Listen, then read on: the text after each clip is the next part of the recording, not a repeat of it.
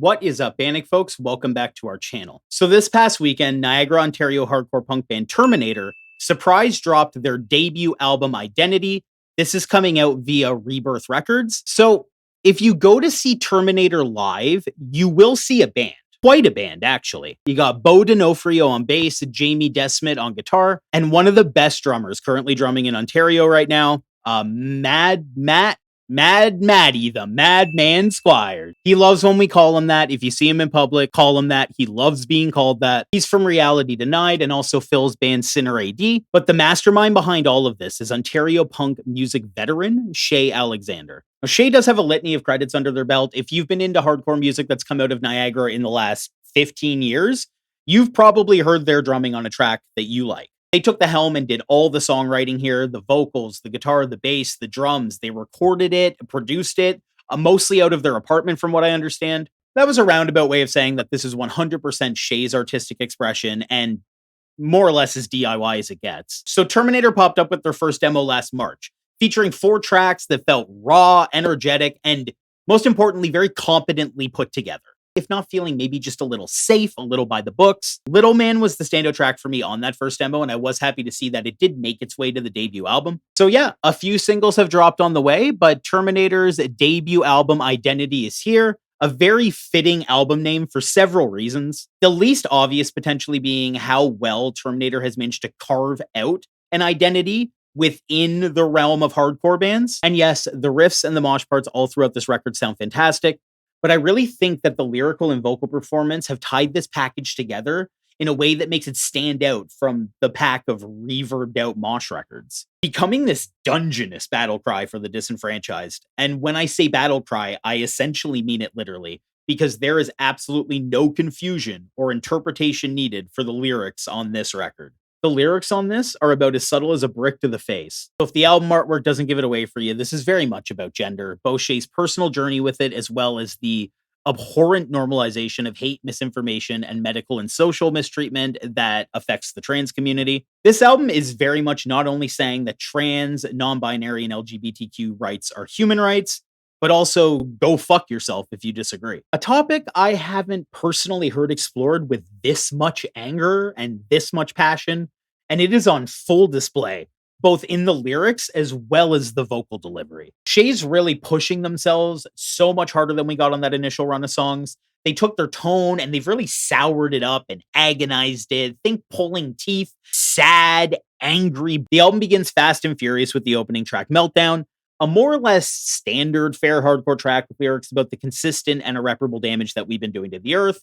This one's got whirlwinding circle pit riffs and just a killer breakdown to end it off. This launches into the self-titled track of the album, Identity, which frankly is a downright sonic threat to people who are homophobic and to people who are transphobic, with many lyrics smacking you directly in the face with the pro-trans messaging here. Lyrics like the mosh call motherfucker, slimy bigot, why don't we take your head and split it? The song begins with this big menacing buildup with some sort of spoken passage being used. I'm not sure if it's a sample from something, but it is an otherwise relatively cheerful sounding voice singing that when used in this context sounds incredibly haunting. The mosh riffs ending this song go as hard as a no damage Dark Souls run. Then we get this really smooth transition into the next track through the crunch yard. And I think now is a great time to talk about the transitionary moments in between songs, because the songs on here are flowing into each other extremely well. Clearly, there was a lot of thought put into both the sequencing and this track list, as well as creating a flow in between tracks that makes it impossible to only listen to one song on here. And a big reason it's hard to only listen to one song is because those few seconds that it takes to go into the next song, you're usually listening to another sick riff. These songs have been written very much in the all killer, no filler sort of mindset. Rarely do you find any riffs lasting too long or moments lasting too long or even the tracks overstaying their welcome. Front Yard feels pure evil. Shane's vocal delivery on this track is probably one of my favorites on the album. A violent demise! Oh, it's so gross. How It Feels and Beyond Extreme keep the momentum up. The two-step riffs on these tracks are so satisfying. And now is a good time to mention how full and how well-placed all the gang vocal moments are on here, particularly on Beyond Extreme. That Chaney hook is way cooler than it has any business being. Terminate has one of the best mosh grooves on the whole album.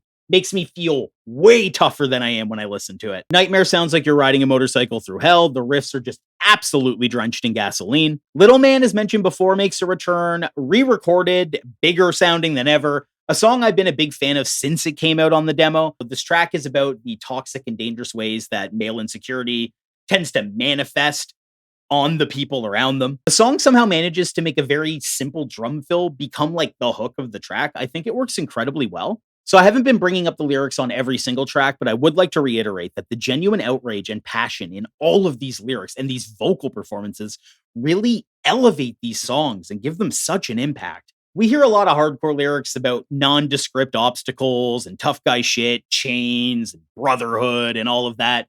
But with this project, we have a direct and easily understood message, and it's an angry one. I like these types of politics in punk music. I love an outspoken band. If you're one of these people who says music shouldn't be political, like, I mean, why are you even into art? Like, have you asked yourself that? Guess what, dummy? I'm sorry. Everything is politics. If you're able to live a life that's free of politics, guess what? That's a privilege. And that privilege exists because politics have been in your favor without you even realizing it for so long. Trans people aren't trying to make it political either, my dude. They literally just want to exist. Anyways, Blazing Sky is the final track on this album, and aside from the excellent songwriting and mosh riffs, which has been here in every single song, again, this is another standout vocal performance for me.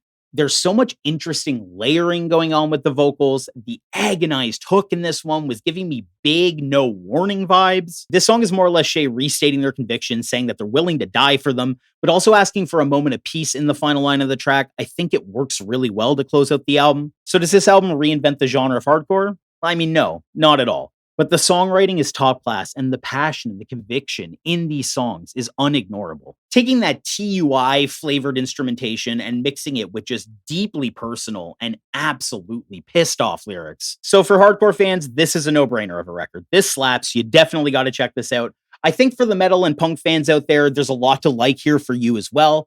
And, you know, even for those people out there who haven't discovered the genre yet, these types of deeply personal lyrics can be the thing that completely blows the doors open to discovering a world of underground punk and metal. It really feels like Shay wrote the album that they wish that they could have had as a teen or a young adult. And I just think that that's one of the most beautiful and pure forms of art there is. This feels like an important record to its creator and to someone out there who might have confused emotions about their own self-discovery with gender and sexuality, or just someone out there who's also as angry as this record is that there's people out there who want to legislate them out of existence. Incredible record. One of my favorites in the hardcore genre of the year so far. 5 T1000s out of 5. Thank you so much for watching. Like the video if you like the video. Subscribe to see more. Let us know in the comments what we should check out next. I want to give a big special thank you to our members, Ty, Aaron, and More Soya Sauce. Thank you so much. We appreciate you guys so much. Hit the join button if you're feeling generous and you want to help keep this channel going. Thank you again so much for watching the video. Bye-bye.